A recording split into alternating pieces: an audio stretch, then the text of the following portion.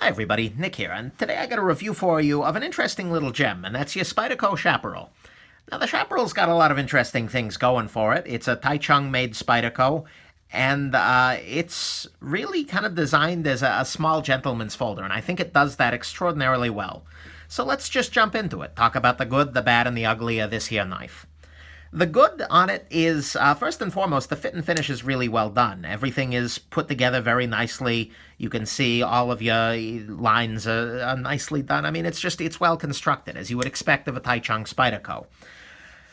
That's really, really nice. The size is good. Here's a size comparison with your Spyderco Delica here. Your Spyderco Dragonfly, which is smaller still. And your Chris Reeve Nandi, which is another knife that's going to be compared to it a lot as a gentleman's folder.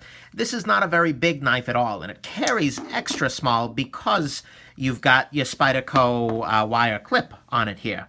So only a tiny little bit of carbon fiber is sticking up out of your pocket. So that's kind of a nice thing. This is a small knife that carries even smaller, which is a beautiful thing.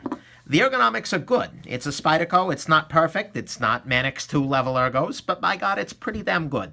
And, you know, it's secure in the hand. It fills the hand. There are some hot spots, but not bad. And overall, you can tell it's a Spyderco, and it's a Sal Blesser design. Very, very nicely done ergos.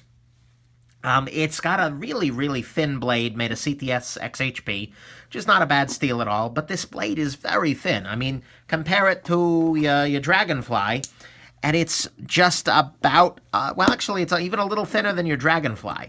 Yet it's still fill flat ground, which means that this is an incredible little slicer.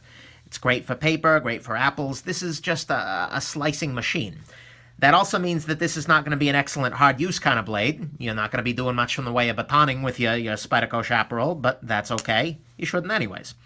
And this knife has actually got carbon fiber on your scales here. These are good feeling, actually textured carbon fiber, which is nice. I appreciate that. It's good. Then finally, another really nice thing about this knife is the price. It's about $90 for this version in carbon fiber with CTS XHP. They've got a titanium version, which I've actually got. I found one in a good price, and I'm going to compare the titanium to this guy. But, you know, the price is really good. For under $100, you get a really well-made little fit and finishy gentleman's folding knife. So, well put together, great size, great ergos, great clip, as always, really nice thin slicer blade, and great materials. So in that way, this already is an absolute gem. So the bad, well, there ain't that much bad about this knife. The gloss black clip I could do without. You can see that the paint's already starting to chip a little bit, so I really would have preferred that they do a satin clip, something like this, because this is going to get ugly a lot faster than the rest of the knife. There are a lot of sharp edges on the knife, around the spidey hole and around the edges here. I wish they had tumbled some of these parts first, which would have made them a lot more pleasant feeling against the hand. This is common with your Taichung Spydercos. The Gale Bradley Air had a really bad case of it, and it just makes them a little more uncomfortable to use until they wear in, and particularly this part is very sharp, which is a problem because it's also very thin. If we look at the lockback button on your Chaparral compared to your Delica, you can see that the Delica lockback here is a lot thicker than your Chaparral. And when you actually go to lock up your Chaparral, like this, you really need to press in a fair amount, and it digs into your finger a pretty good bit, and it's not a super painless process. And this is not a knife you're going to be in and out of your pocket every day, or every moment of every day for, but nonetheless, that's a minor, that's kind of an issue, and it's the only thing I don't really like about this knife, and just not a big fan of. So they need to make this a little thinner, and it would have helped if they tumbled the parts and used a better pocket clip, but none of those things are really bad things. And to be honest with you, I usually talk about the good, the bad, and the ugly. There's nothing that ugly here. It's just a gem, through and through. So let's kind of do the roundup here. The Chaparral is actually a really nice knife because it fills a good little niche, and that's kind of your gentleman's utility folder. This is a knife that looks pretty damn good.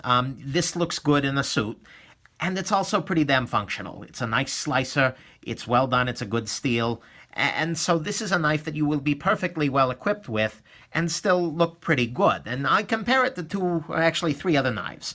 On one side, you've got your Nandi, which is really a consummate gentleman's folder, but it's more of an art knife in a lot of ways. I mean, that's not to say it's not a good cutting tool, But for me, at least, this is a knife that I carry when I don't expect to be doing much cutting, and I just want the symbol, and I want something very attractive with me.